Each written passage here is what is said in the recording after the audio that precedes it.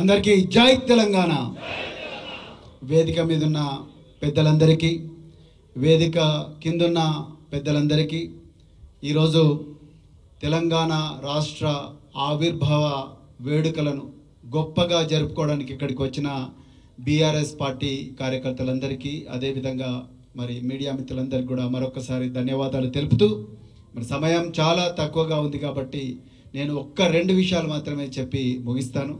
మొట్టమొదటి, ఇంత గొప్ప రాష్ట్రం కేసీఆర్ గారి ఆలోచన విధానం మేరకు ఈరోజు దేశంలో గొప్ప రాష్ట్రంగా అవతరించిన తెలంగాణ రాష్ట్రం వెనక లక్షలాది మంది త్యాగం ఉంది, వేలాది మంది అమరవీరుల త్యాగం ఉన్నది.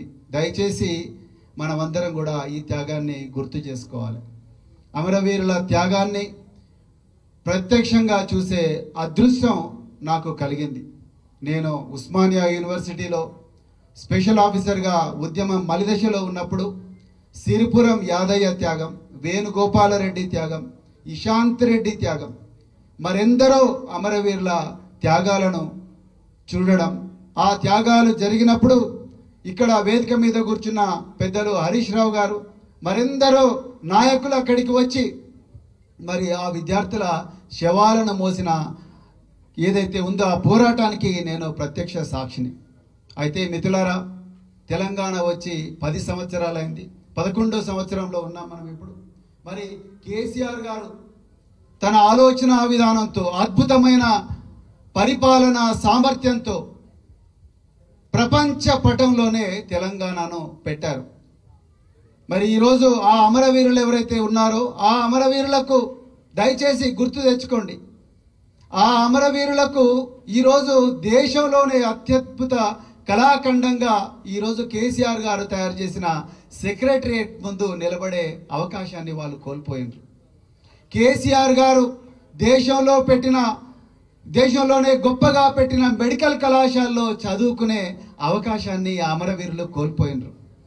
వాళ్ళ పిల్లలను ఈ గురుకులాల్లో చదివించుకునే అవకాశాన్ని వాళ్ళు కోల్పోయినారు.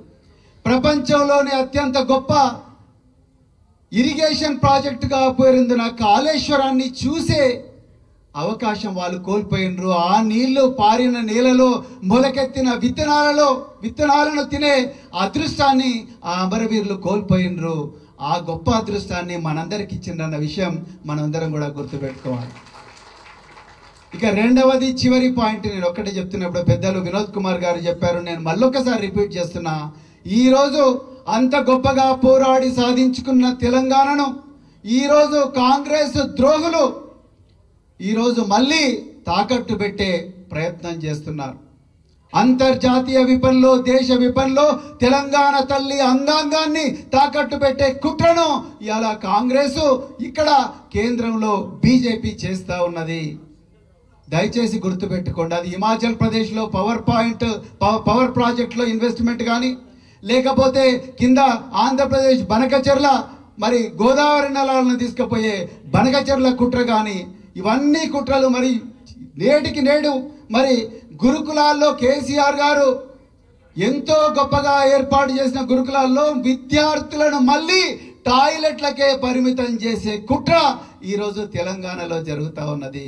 దీనందరం ఈరోజు సందర్భంగా మనం అందరం కూడా ప్రతినపూని ఈ కుట్రలను అడ్డుకోవాలంటే మనం అందరం కూడా గ్రామాన ఈ మిగిలిన 3 సంవత్సరాలు ప్రతి ఒక్క కార్యకర్త కూడా గ్రామాన పోయి ఈ కుట్రను బయట పెట్టినాడే మనం నిజంగా కేసీఆర్ గారి ఆలోచన విధానం ప్రకారం నడిచిన వాళ్ళం అవుతాం. అదేవిధంగా అమరుల త్యాగాలను గౌరవించిన వాళ్ళం అవుతామని చెప్తూ మరి అవకాశం నాకు ఇచ్చిన మరి సభాధ్యక్షుల వారికి మరొక్కసారి హృదయపూర్వక ధన్యవాదాలు చెప్తూ, జై తెలంగాణ, జై కేసీఆర్. థ్యాంక్ యూ ప్రవీణ్ గారికి.